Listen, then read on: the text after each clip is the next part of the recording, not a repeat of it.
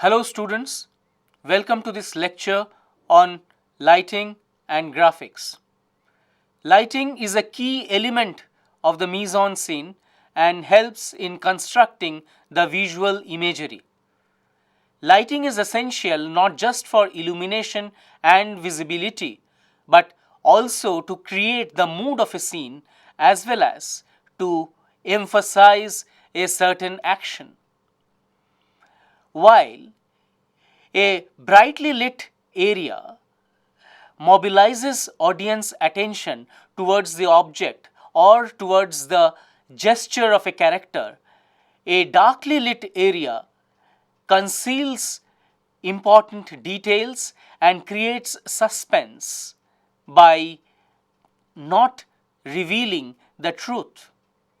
Light and shadow are the two binaries of the visual world, just like sound and silence are the binaries of the auditory world.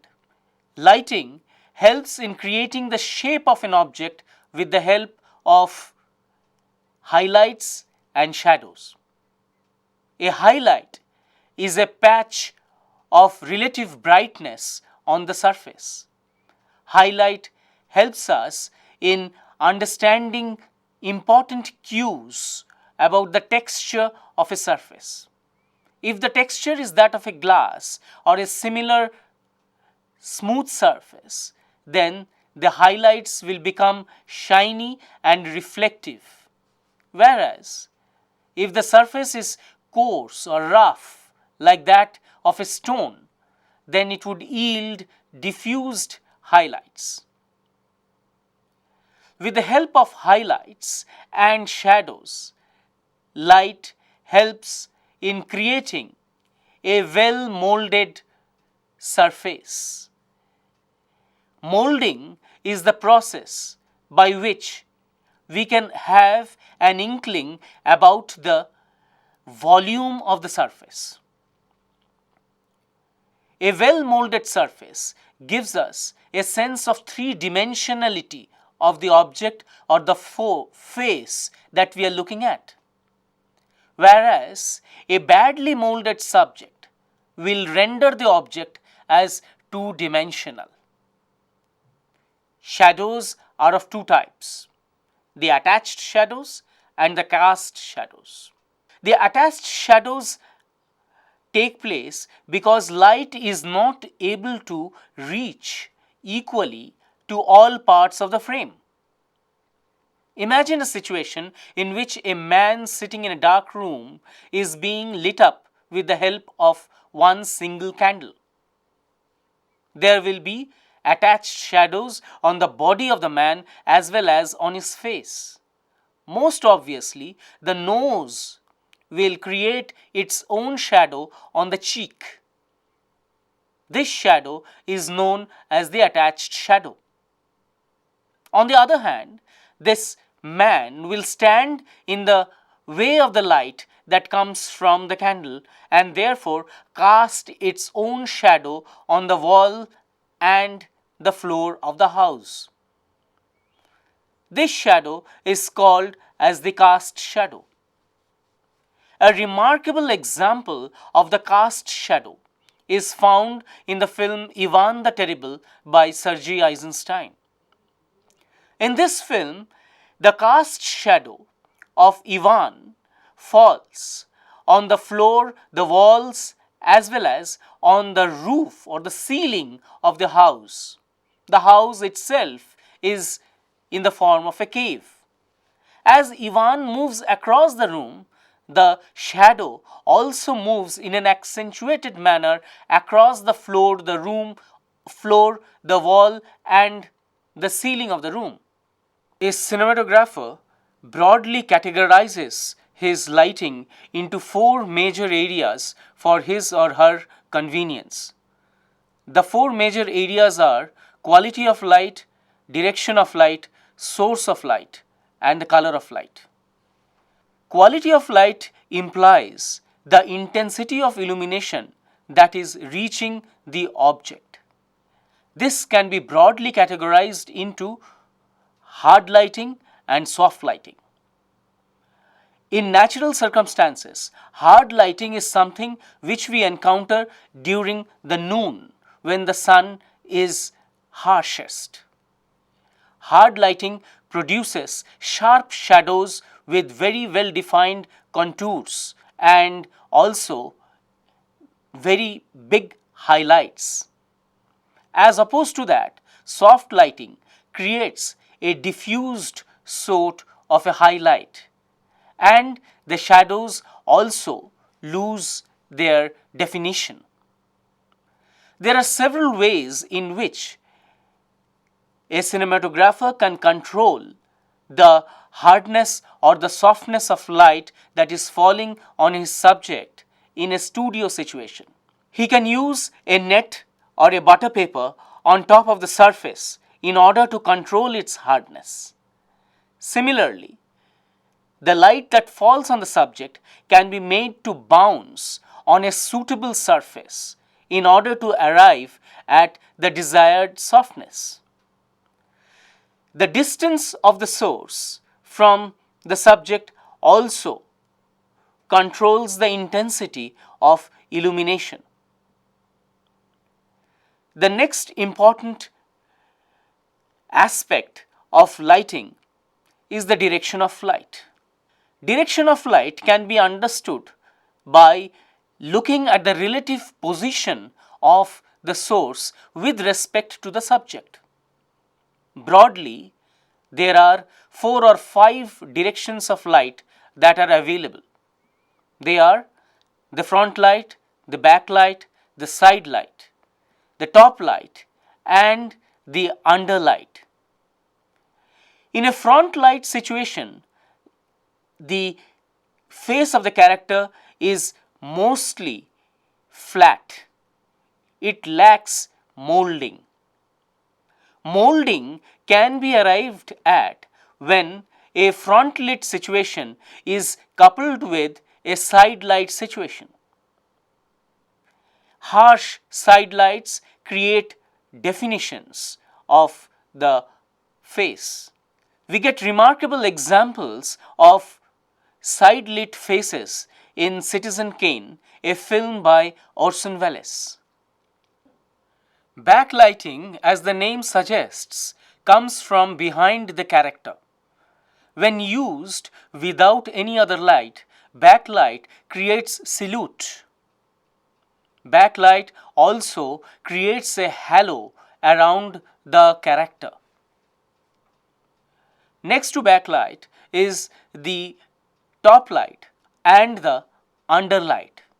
Both the top light and the underlighting creates unnatural shadows and also distorts the figure, thereby creating a sense of expressionistic imagery. It is important to note that none of these lighting directions have any absolute value attached to them. The meaning it changes depending upon the context in which a certain direction of light is being employed in the narrative. Lighting can also be characterized by its source. In real life situation, a character is always surrounded by one or more number of sources of light. When the lighting simulates the condition of the source light, then what we have is a very realistic sort of lighting. Usually, we encounter a table lamp or a window as the dominant source within the scene. That does not, of course, mean that the table lamp or the window is being used as the only lighting source in the scene, because there are a battery of lights that are being used to light up the scene, but it looks as if light is being achieved only through the window light.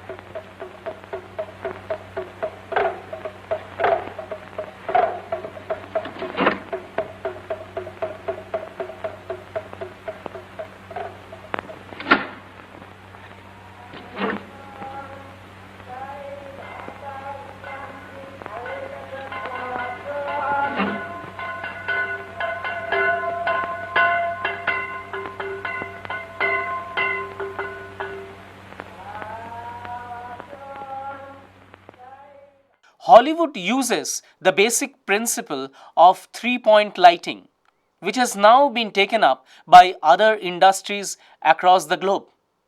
In three-point lighting, they identify three major sources of light.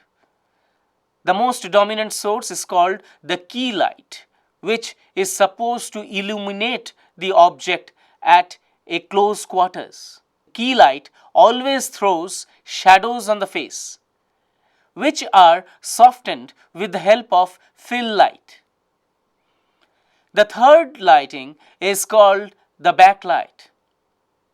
In realistic situation, a key light and fill light are always controlled by a certain ratio that binds them. In interior daylight situation, this ratio is 4:1.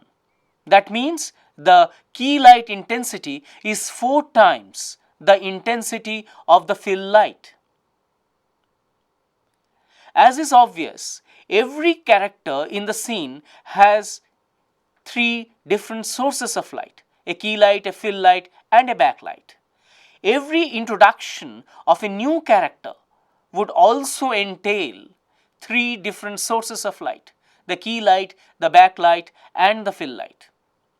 However, the real life lighting of a studio situation is not as complicated as it may sound, because the key light of one character serves as the fill light for another character. The basic principle of source lighting is provided by important painter Vermeer and his work. Vermeer mainly used window as the source of light, and the way light falls as the space progressively goes away from the window. Next to the source of light are the color of light. We assume that lights appear only in 2 different colors. One is the white light of the sun, and the second is the yellowish light of the studio lights. However, lights can also be of several other colors. The present day tube light which we use in our houses are also an acknowledged source of light in contemporary cinema. Tube light provides a bluish tinge to the scene. Many other filmmakers have used color lighting as an expressionistic mode of filmmaking. In Truffaut's Green Room, yellowish light is used with a tinge of redness in it, whereas Eisenstein uses blue light to create a certain horror. Contrast lighting is an important visual tool in the hands of the cinematographer to enhance the drama of the scene. Contrast is created when highlights and shadows exist in equal proportion in the frame. When a character is split with tension and uncertainty, the best way to depict the uncertainty is to light up the character's face with a high contrast lighting. In outdoor situations, we usually see contrast under the shade of a tree when the character's face is submerged in dappled lighting.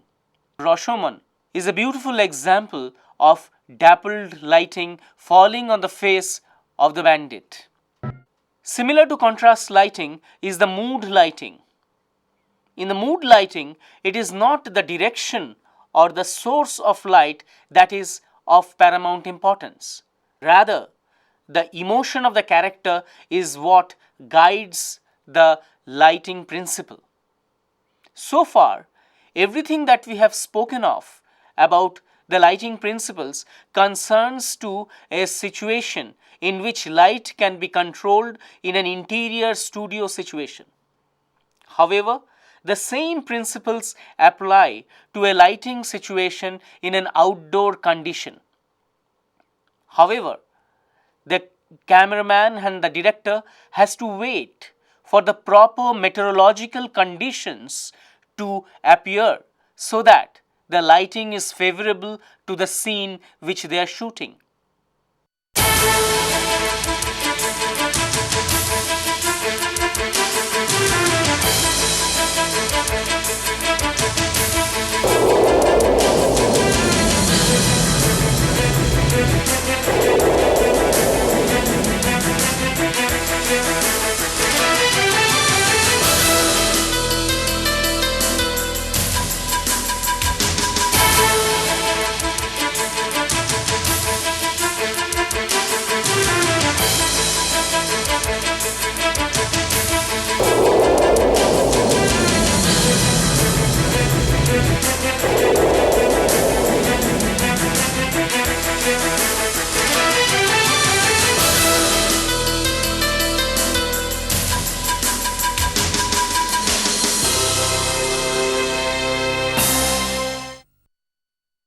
The perspective relations of images can be enhanced graphically by using various special effect techniques.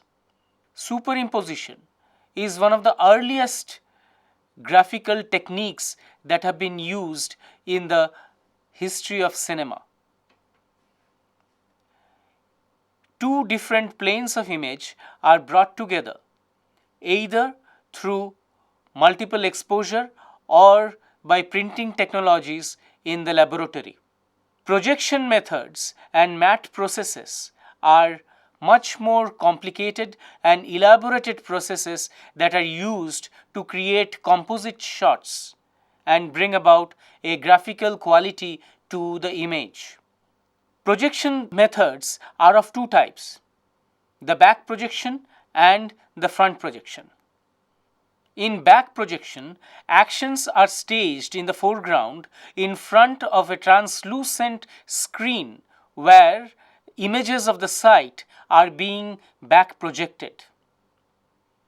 The camera shoots this entire ensemble. Back projection, however, never provided satisfactory answers because the two different planes never merged into each other satisfyingly. The foreground action never cast a shadow onto the back projected image, and the back projected image always looked uniformly diffused and stood separately from the foreground object. The back projection system was improved with the advent of the front projection system in the 1960s, when a two-way mirror was angled to throw the front projected image onto a high reflectance surface placed at the back of the plane of action. The camera shot the entire ensemble of the plane of action and the high reflectance surface together through the mirror. Satisfying results of the front projection system is to be found in the film 2001 Space Odyssey.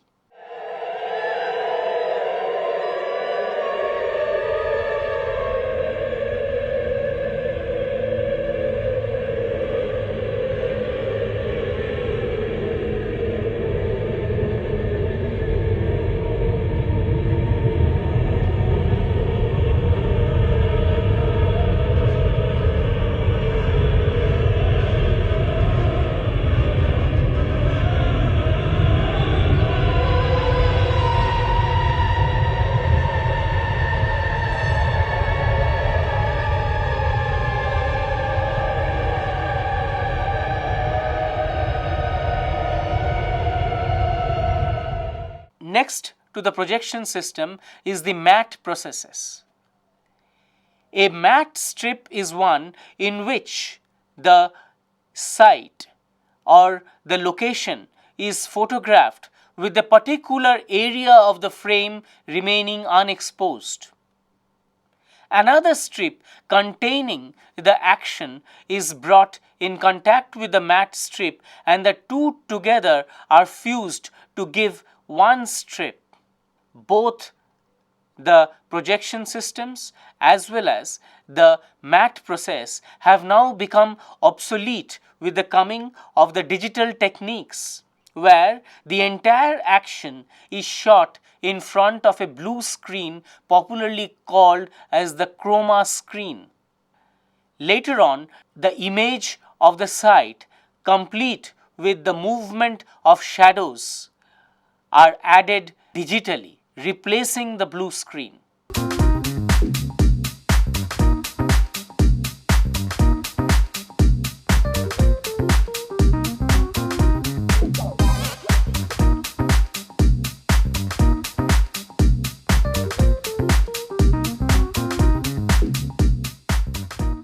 With the rise of computer-generated effects, the fusion of cinematography and mise-en-scene has become seamless.